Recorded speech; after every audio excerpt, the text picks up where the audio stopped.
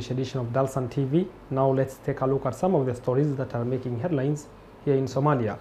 Somali army crushes Al-Shabaab in Galmudug, Hirshabelle as militants flee to Puntland. Seasoned diplomat Swan returns to Somalia. Sodma Commissioner chairs meeting on prevention of the diversion of humanitarian aid in Mogadishu. Welcome back. Now, in a move to reinvigorate the United Nations mission in Somalia, that is UNSOM, the United Nations Secretary General Antonio Guterres has appointed the veteran diplomat James Swan as the new special representative for Somalia. Mr. Swan arrived in the country yesterday, where he was welcomed by the Foreign Affairs Minister, Ambassador Fiqi. The American diplomat and former UN head of Somalia, James Swan, returned to Mogadishu on Sunday to head the United Nations body temporarily as it winds up its activities in Somalia after more than a decade. Swan was received by Foreign Affairs Minister Ahmed Fiqi following his appointment to the position by UN Secretary General Antonio Guterres.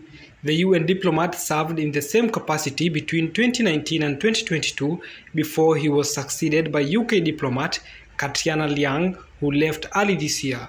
Swan also served special representative for Somalia from 2011 to 2013. He also held diplomatic posts in Djibouti, DRC, Cameroon, Nicaragua, and Haiti. He returns to Somalia when the UN mission in Somalia is at the tail of its existence in Somalia.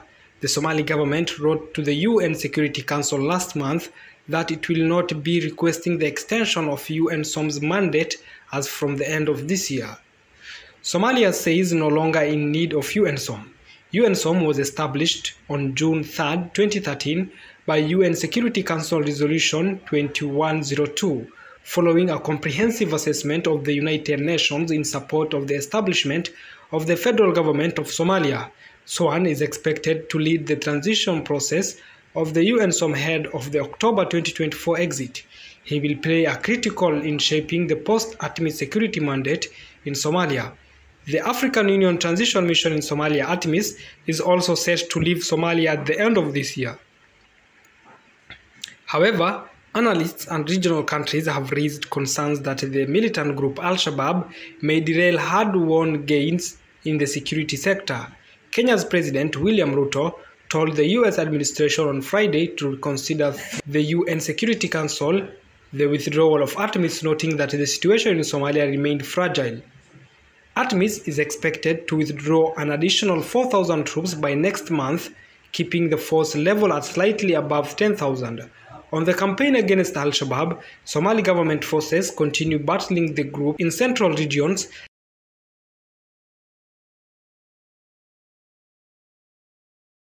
Now, the Commissioner of the Somali National Disaster Management Agency, SODMA, Mohamud Mualim, has on Saturday spearheaded a critical meeting to expedite agency work and ensure smooth operation of departments. The Commissioner of the Somali National Disaster Management Agency, SODMA, Mohamud Mualim Abdullah, has on Saturday spearheaded a critical meeting to expedite agency work and ensure smooth operation of departments. The meeting, which was held at the agency's headquarters in the capital Mogadishu, discussed a wide range of important issues including agency alerts and warnings.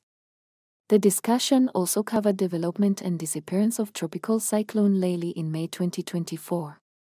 The agency's policy on preventing diversion of humanitarian aid was approved at the SODMA meeting. In attendance at the meeting were the Deputy Commissioner, directors, and consultants. The Somali government has announced to have defeated the Al-Shabaab militant group in the regional states of Hirshabelle and Galmudug. According to the government, the militants have fled to the neighboring Puntland state. The Somali federal government announced to defeat Al-Shabaab in Galmudug and Hirshabelle, forcing the militants to regroup in Puntland region.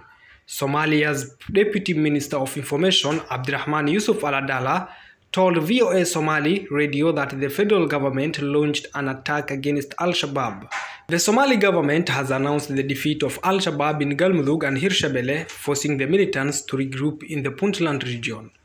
The Deputy Minister, Yusuf Abdirahman Al-Adala, told VOA Somali radio that the federal government launched an attack against Al-Shabaab, which was planning attacks on the people of Puntland. He noted that the operation targeted top leaders of the camps where Al-Shabaab fighters were concentrated. The federal government reported that Al-Shabaab was defeated in the battles in Galmudug and Hirshabelle, and the militants have now gathered in the mountains of eastern Puntland. The deputy minister stated that the operation was a joint effort between the federal government forces and those of the Puntland regional government. He added that the operation had been planned for some time.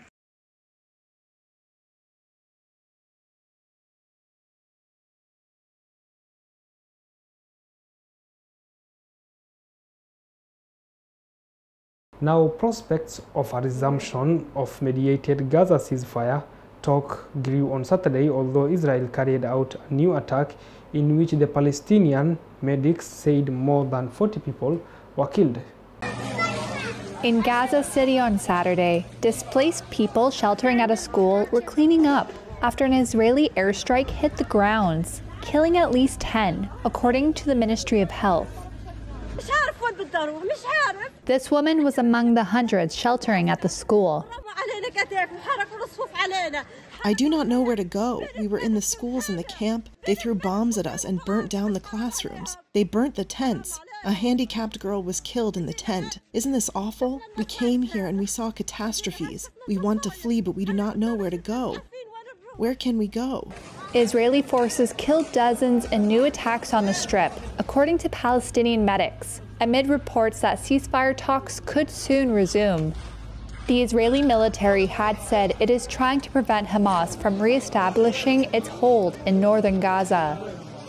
The attacks took place just a day after judges at the top United Nations court ordered Israel to halt its offensive on the southern city of Rafah. Plumes of black smoke could be seen rising over the Gaza Strip's southern border. New talks are set to restart next week between Israel and the Palestinian militant group Hamas, according to an official with knowledge of the matter.